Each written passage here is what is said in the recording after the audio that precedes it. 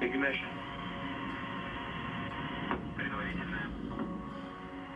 A second service tower separation.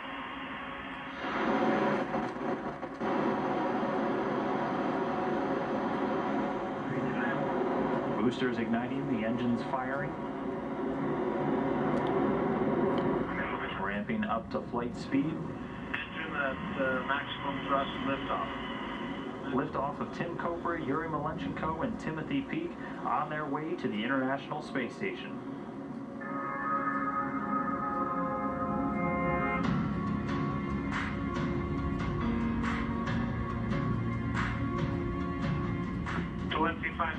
Engines are stable.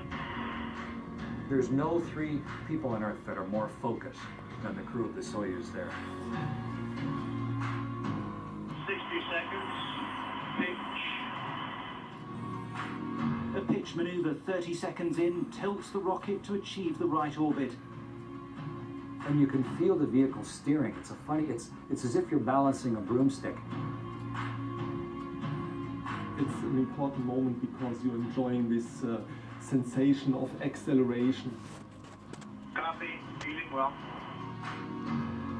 As fuel is used up, stages of the rocket are discarded, 3 in total.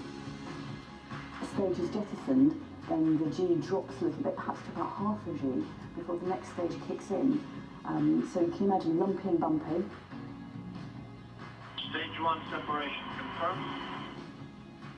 It starts very gradually, and then it gets heavier and heavier as you accelerate harder and harder. 5 minutes in, and the crew feel a G-force, 3 times their own weight. The fairing is blown away, and that's the first time you can actually then see out of the window. 290 seconds. Third stage activation confirmed. So gorgeous blues, white clouds that you can see below, and the blacker space. The engines shut off, and you're weightless. Congratulations on orbital insertion. Thank you. 9 minutes into the flight, the engines cut out with a jolt, and Tim feels weightlessness for the first time. 140 miles up, he's made it into orbit. The camera that's been capturing their progress flickers and dies.